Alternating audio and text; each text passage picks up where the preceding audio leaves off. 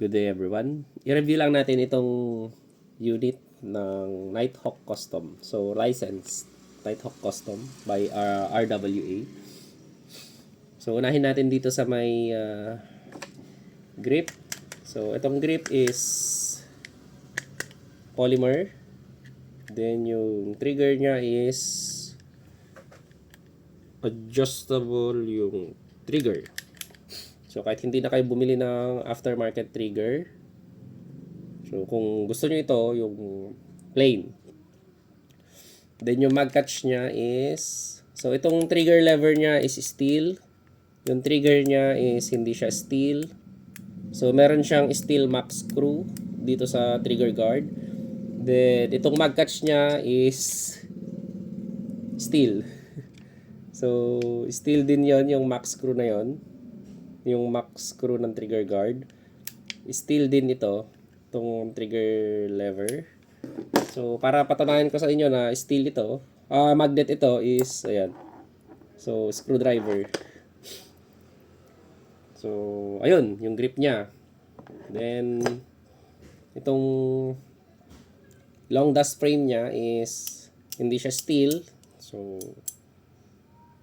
steel yung, ang tawag nito? Yung,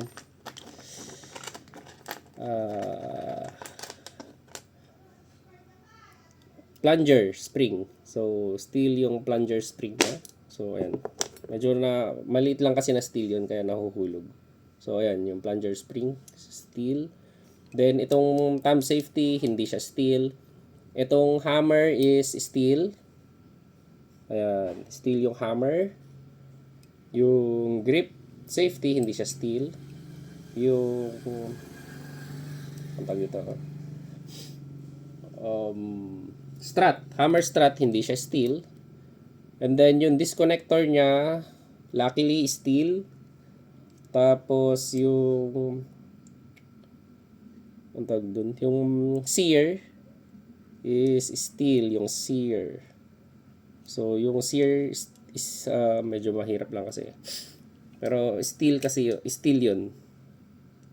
Ayan, steel. Hindi naman wait lang. Ikon natin yung disconnector. So, ayan, steel talaga yung sear niya. Dumidikit talaga. So, nakalayo na yung disconnector. So, then, ano ba? Itong, ang tawag nito? Inner chassis, hindi siya steel. Then, yung fire pin is steel. So, ayan, fire pin is steel. Then, yung knocker valve. Steel din yung knocker valve. So, ayun, steel din siya. Knocker valve. So, ang daming steel parts. Internals. Then, so yun na. Yung outer barrel, fixed barrel to pero hindi siya steel. Then, threaded din. Maglalagay lang kayo ng yung malaking allen para tanggalin ito. Threaded siya.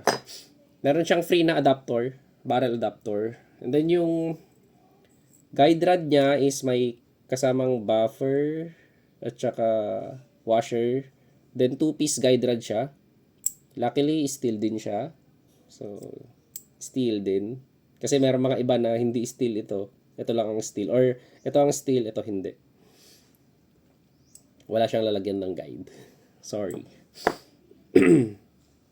And then yung guide plug is hindi siya steel.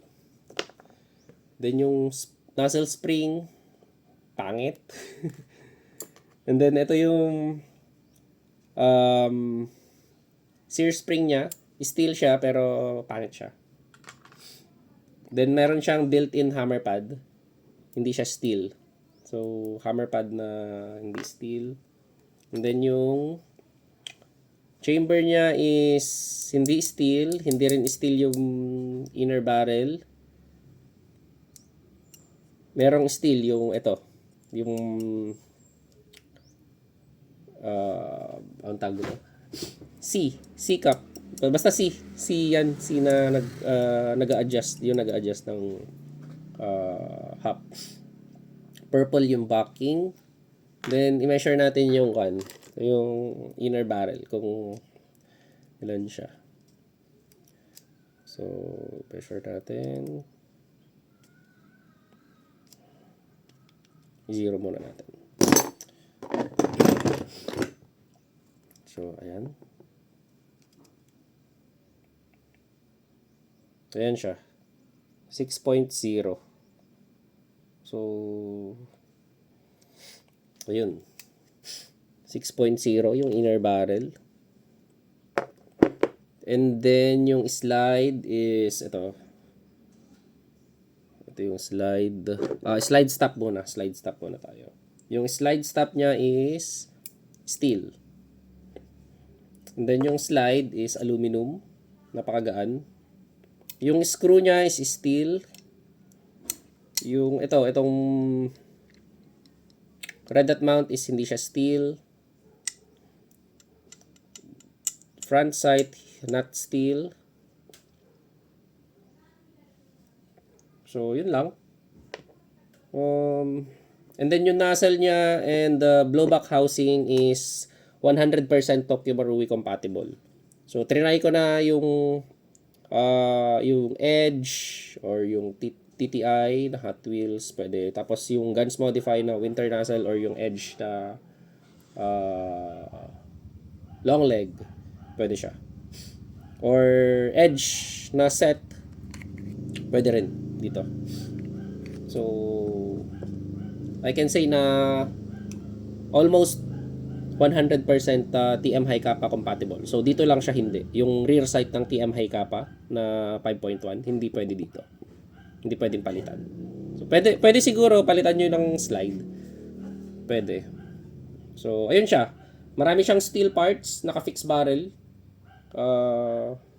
Very sulit siya sa price na 11K. Thank you very much.